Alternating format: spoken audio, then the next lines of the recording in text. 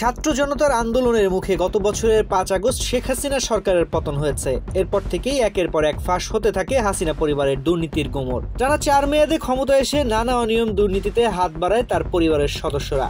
এ থেকে বাদ যাননি ছোট বোন শেখ রেহানার মেয়ে টিউলিপও। দেশি বিদেশি গণমাধ্যমে ধারাবাহিকভাবে প্রকাশ হতে থাকে শেখ পরিবারের অপকর্মের ফিরিস্তি। সব মিলিয়ে হাসিনার নানা অপকর্মের সূত্র ধরেই বেকায়দায় পড়েছেন টিউলিপ সিদ্দিক। ব্রিটিশ প্রধানমন্ত্রীর ঘনিষ্ঠজন হিসেবে পরিচিত হলেও তাকে শেষ পর্যন্ত তিনি রক্ষা করতে পারলেন না।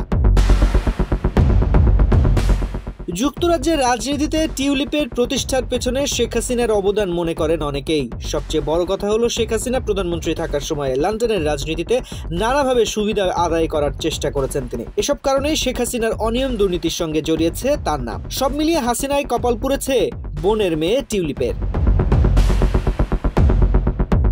সম্প্রতি দ্য অবজারভের এক প্রতিবেদনে বলা হয়, আওয়ামী লীগ সংশ্লিষ্ট ব্যক্তিরা অবৈধ উপায়ে কয়েকশো কোটি পাউন্ড হাতিয়ে নিয়েছে এবং দেশের বাইরে পাচার করার বিষয়টি তদন্ত হচ্ছে। এরই মধ্যে টিউলিপ সিদ্দিক আওয়ামী লীগ সংশ্লিষ্ট ব্যক্তিদের বেশ কিছু সম্পত্তি থেকে সুবিধা নিয়েছেন। এর মধ্যে কিংস ক্রসের একটি ফ্ল্যাট তাকে বিনামূল্যে দেওয়া হয়েছে। হ্যামস্টিডে একসময় তার ব্যবহৃত আরেকটি ফ্ল্যাট তার বোনকে বিনামূল্যে দেওয়া হয়েছে। এছাড়া ফিনচলেতে যে বাড়িতে তিনি এখন ভাড়া থাকেন সেই $21 লাখ বাড়িটি তার খালার সঙ্গে রাজনৈতিক সম্পর্ক থাকা এক আবাসন নির্মাতার। অভিযুক্ত সম্পত্তিগুলো এখন তদন্তের মধ্যে পড়বে, যদিও টিউলিপ সিদ্দিক কোনো অপরাধের সঙ্গে যুক্ত থাকার বিষয়টি অস্বীকার করেছেন। যুক্তরাজ্যের ক্ষমতাসীন লেবার পার্টির আর্থিক সেবা বিষয়ক প্রতিমন্ত্রী টিউলিপ সিদ্দিক 2017 সালে তৎকালীন শেখ হাসিনার সরকার আমলে অপহৃত আহমদ বিন কাসেমের বিষয়ে ব্রিটিশ সম্প্রচার মাধ্যম চ্যানেল 4-এর মুখোমুখি হয়েছিলেন। তখন বিষয়টি নিয়ে হস্তক্ষেপ চাইলে ক্ষুব্ধ প্রতিক্রিয়া জানিয়েছেন টিউলিপ। তখন বাংলাদেশ ও হাসিনা সরকারের সঙ্গে তেমন সম্পর্ক না থাকার ইঙ্গিত দেন টিউলিপ। এ কারণেই দেশটির প্রভাবশালী অনেক গণমাধ্যমে টিউলিপের উপর ক্ষুব্ধ ছিল। সম্প্রতি তার বিরুদ্ধে বেশ কয়েকটি নেতিবাচক রিপোর্ট প্রকাশিত হয়েছে।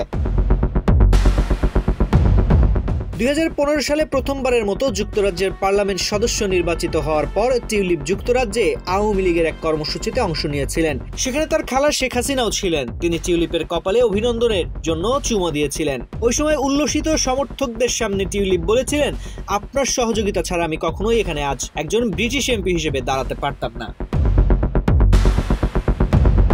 প্রশাসনিক নীতি নির্ধারণে ব্রিটিশ প্রধানমন্ত্রী স্যার কিয়ার স্টারমার বেশ কঠোর বলেই পরিচিত, কিন্তু টিউলিপের নানা কর্মকাণ্ডে তিনি এখনো চুপ। বলা হচ্ছে, প্রধানমন্ত্রীর ঘনিষ্ঠজন বলেও টিউলিপকে শেষ পর্যন্ত সুরক্ষা দিতে পারছেন না তিনি।